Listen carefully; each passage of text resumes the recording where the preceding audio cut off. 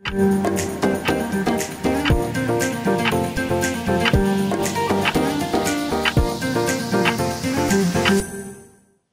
chers amis, notre calendrier nous offre quelque chose de très particulier cette année, puisque nous célébrerons le Shabbat Bereshit au lendemain de Simchat Torah, sans aucune transition, et nous aurons donc 3 jours de fête d'affilée, Shmini Atzeret, Simchat Torah, pour la diaspora, et le Shabbat de Bereshit. C'est quelque chose de tout à fait exceptionnel, dans le sens où cette année, nous pouvons dire et presque affirmer que nous conclurons le cycle des fêtes que nous avons débuté avec Rosh Hashanah, le premier jour du mois de Tishri, non pas par la fête de Shmini Atzeret, ni celle de Simchat Torah, mais en quelque sorte par le Shabbat Bereshit qui suit donc immédiatement cette fête de Simchat Torah. La fête de Simchat Torah, nous le savons, a été introduite assez tardivement. Elle n'est en réalité qu'une tradition, puisque la fête de Shmini Atzeret est une fête à part entière, qui n'est marquée d'ailleurs par aucun commandement particulier, et qui célèbre tout simplement les retrouvailles dans l'intimité, à la fin des fêtes, entre Dieu et le peuple d'Israël, qui souhaite, avant de prendre congé de son peuple, jusqu'aux fêtes de Pessah, pouvoir partager encore un moment de joie, un moment de chaleur que nous prenons déjà à l'intérieur de la maison, en Eretz Israël, et que nous avons l'habitude, en diaspora, de prendre à l'intérieur de la Souka. Cette journée de Shmini Atzeret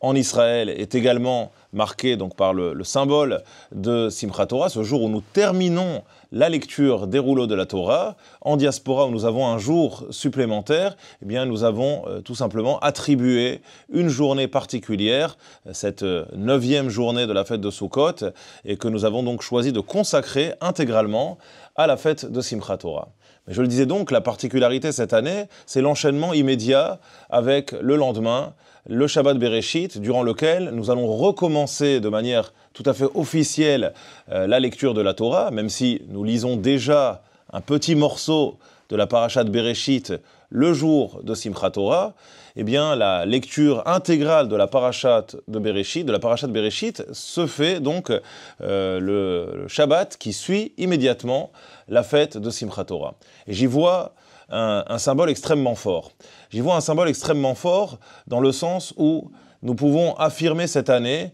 que le fait de recommencer la lecture de la Torah est en quelque sorte le moment qui nous procure le plus de joie. La joie ne s'arrête pas avec la fin de la lecture des rouleaux de la Torah, au moment de Simchat Torah, mais en quelque sorte le lendemain, au moment de la lecture de la Parashat Bereshit, où nous recommencerons la lecture de la Torah, comme pour dire que ce qui nous procure véritablement une joie intense, ce n'est pas le sentiment de fierté que nous pouvons avoir lorsque nous avons terminé la lecture de la Torah, lorsque nous croyons avoir intégré, avoir beaucoup appris, mais au contraire, c'est tout simplement les perspectives, ce sont les perspectives qui s'offrent à nous, c'est la joie de pouvoir recommencer la lecture de ce texte, de pouvoir le redécouvrir, de pouvoir en redécouvrir toutes les subtilités, de pouvoir y retrouver certains commentaires qui nous ont éventuellement échappé. Et le fait de pouvoir se confronter à nouveau à ce texte qui est d'une richesse absolument infinie, vient en quelque sorte parachever ces fêtes de Tishri. Voilà le symbole que nous pouvons trouver dans la configuration que nous propose notre calendrier cette année, que ces fêtes de Simchat Torah vous procurent une joie intense et que le plaisir que nous aurons à redécouvrir cette Parashat Bereshit directement au lendemain de Simchat Torah soit véritablement une source de bonheur pour chacune et chacun d'entre nous. Shabbat Shalom.